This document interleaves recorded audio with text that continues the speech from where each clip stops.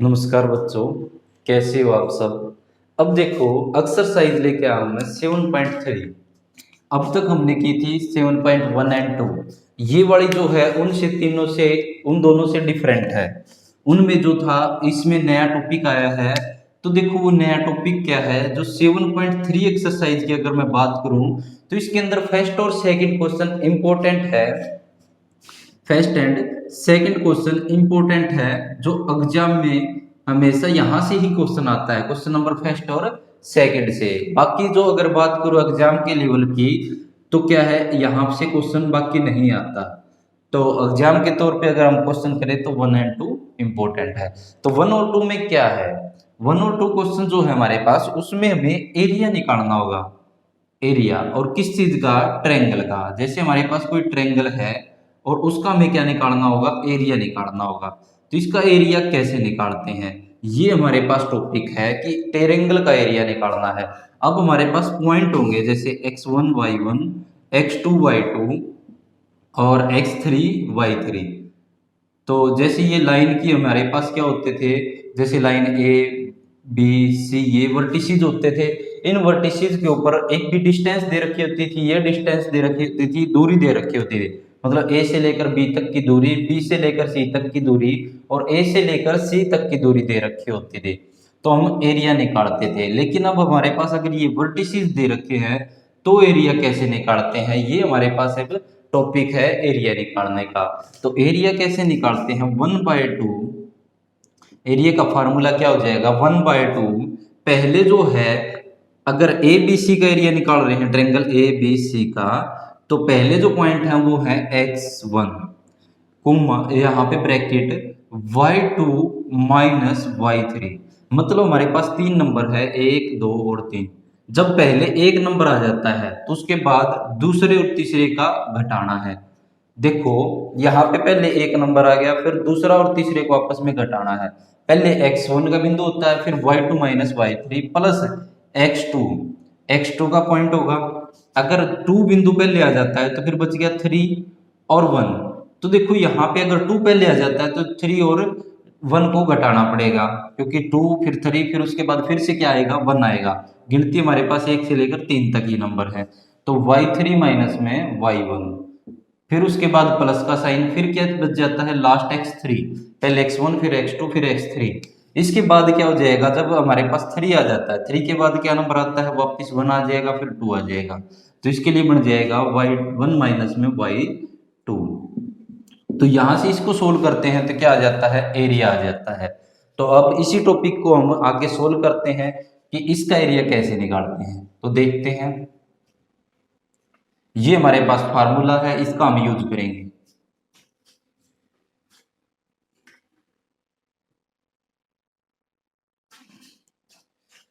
तो देखो अब हमारे पास स्टेटमेंट है, find the area of triangle whose vertices, जिसके वर्टिसेस दे रखे ये वाले। तो अगर हमारे पास इस वर्टिसेस से अगर डायग्राम बनाने की कोशिश करूं तो डायग्राम बनाते हैं। डायग्राम वैसे कोई जरूरी नहीं है, लेकिन मैं आपको समझाने के लिए डायग्राम बना रहा हूं कि डायग्राम में कैसे आपको ट्रायंगल नजर आएगा। जैसे ये पॉइंट 1 है, ये 2 है, ये 3 है, ये वाला 1, ये 2 और ये 3 ले लें। ये वाला -1 -2 -3, ये वाला -1 -2 -3 -4 तक चाहिए। तो ये एक्स एक्सिस होती है, एक्स डैश एक्स एक्सिस, और ये वाली होती है वाई एक्सिस, वाई एक्सिस। और यहां से देखो अब हमारे पास ये फिगर अगर ड्रॉ करें 2,3, 2 पहले वाला जो पॉइंट होता है वो x का होता है, दूसरा y का होता है। तो x पे तो 2, ये रहा x वाली लाइन के ऊपर 2, ये रहा, और y वाली लाइन पे 3। इन दोनों को अगर मिलाएं तो यहां से एक बिंदु बनता है ये। तो ये बिंदु है 2,3। उसके बाद एक बनता है -1,3। -1 एक्स एक्सिस पे कितना चाहिए, माइनस का 1, और वाई एक्सिस का 0। देखो एक्स एक्सिस पे y 0 होता है और y एक्सिस पे x 0 होता है। इस पूरी लाइन पे x की वैल्यू 0 रहेगी, इस पूरी लाइन पे y की वैल्यू 0 रहेगी। उसके बाद 2,4, x की वैल्यू कितनी 2, तो 2 ये है, और y की वैल्यू -4। तो यहां से ये हो जाएगा, तो ये हो जाएगा 2,-4। तो यहां से अगर हम इसका फिगर बनाना चाहें तो इसको अगर वापस में मिला देते हैं पॉइंटों को, इसको यहां से मिला देते हैं, ये मिला दिया, इसको स्ट्रेटली एक बार मिला देते हैं आपस में, फिर इसको यहां से मिला देते हैं, ये बन जाता है एक ट्रायंगल। ये जो है वो एक ट्रायंगल की फॉर्म में बन जाता है, और इसी ट्रायंगल का हमें क्या निकालना है, एरिया निकालना है। तो ट्रायंगल का एरिया कैसे निकालते हैं, देखो सबसे पहले वही लेट हम मान लेते हैं, हमें पॉइंट दे नहीं रखे तो इसलिए लेट मान लेते हैं A K point, the point of A, point of A K point हमारे पास मान लेते हैं 2,3। ये जो पहले पॉइंट है वो ए के, फिर जो दूसरे हैं उसको बी के पॉइंट मान लेते हैं -1,0, उसके बाद एंड 2,-4 ये सी के पॉइंट मान लेते हैं, are the vertices of triangle, vertices of triangle, ये क्या है, वर्टिसेस हैं। वर्टिसेस क्या होते हैं, जो हमारे पास ये बिंदु होते हैं, यहाँ पे ये वाला बिंदु ए, ये वाला बी और ये वाला सी मान लिया हमने। तो ये इस ट्रायंगल का हमें क्या निकालना है, एरिया। तो एरिया कैसे निकालते हैं, एरिया का फार्मूला है एरिया ऑफ ट्रायंगल, फिर अब area of triangle A B C, A B C triangle का हमें एरिया निकालना है। तो सबसे पहले दोबारा से एक बार फार्मूला लिख देते हैं, 1/2 x1 y2 minus y3 plus x2 y3 minus y1 plus x3 y1 minus में y2। ये हमने क्या लिख दिया, दोबारा फार्मूला लिख दिया है। अब यहां से अगर हम इसको सोल्व करें तो यहां ले लेता हूं थोड़ा, जो पहले बिंदु होते हैं वो x1 y1 के होते हैं, जो पहले पॉइंट होते हैं वो किसके होते हैं, x1 y1 के होते हैं। तो ये वाला जो हमने माना है, इसके बिंदु जो हो जाएंगे ये वाले जो हैं, तो यहां लिख भी सकते हैं हम कि x1 की वैल्यू कितनी है, जो पहले बिंदु है 2, और y1 की वैल्यू कितनी है 3, उसके बाद x2 की वैल्यू कितनी है -1, और y2 की वैल्यू कितनी है 0, ऐसे ही x3 की वैल्यू कितनी है 2, और y3 की वैल्यू कितनी है -4।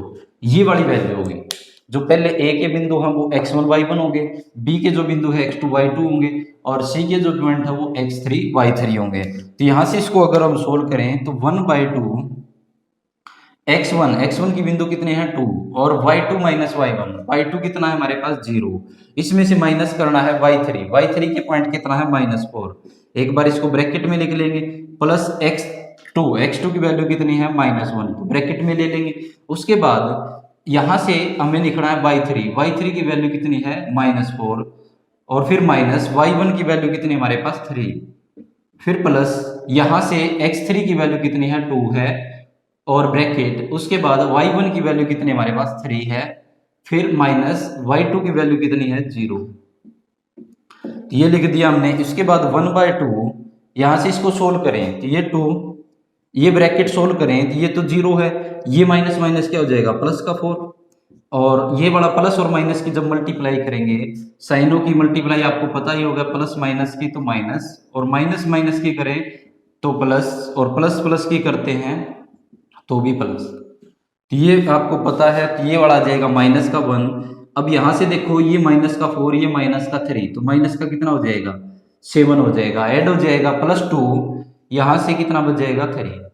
अब इसको सोल्व करते हैं तो 1/2 बाहर ब्रैकेट बढ़ी, तो 1/2 इसको सोल्व करें, 2 4 जा 8, प्लस यहां से देखो माइनस का और माइनस का क्या हो जाएगा प्लस का हो जाएगा सिंपल, तो 1 और 7 की 7, प्लस 2 3 जा 6 इजिकल टू में 1/2, इनका सबका जोड़ करें, एडिशन करें तो 8 और 5 15, 15 में 6 और ऐड करेंगे तो 21।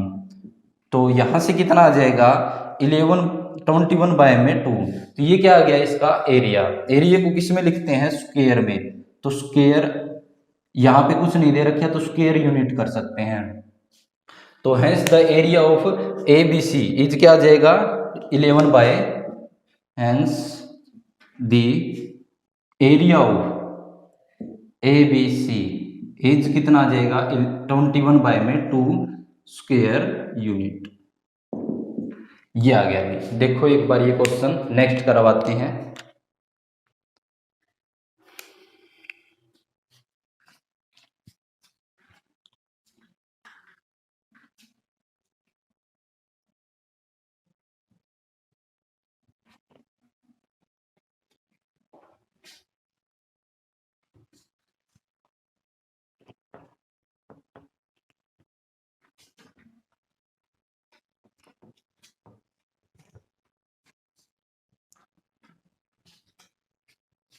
नेक्स्ट क्वेश्चन नंबर सेकंड, हम ये दे रखा है फाइंड द वैल्यू ऑफ के का मान हमें ज्ञात करना है। फाइंड द वैल्यू ऑफ के फॉर विच द पॉइंट, ये पॉइंट दे रखे हैं आर क्या है, कोलिनियर। कोलिनियर का मतलब क्या होता है, जैसे हमने एक्सरसाइज 7.1 में ही कोलिनियर के बारे में पढ़ा था कि कोलिनियर होता है एक सीधी लाइन के ऊपर होना। ये वाले जो तीनों पॉइंट है वो किसके ऊपर है, एक सीधी लाइन के ऊपर है। जैसे हम लाइन मान ले ए, यहाँ पे कोई बिंदु P, यहाँ पे कोई बिंदु B, C ही मान लेते हैं, ABC एरिया निकालेंगे। तो देखो हमने एक लाइन मान ली, उस लाइन के ऊपर ये पॉइंट है, तो क्या हो जाएगा, ये वाले क्या है, पॉइंट किसके हैं, कोलिनियर लाइन के हैं।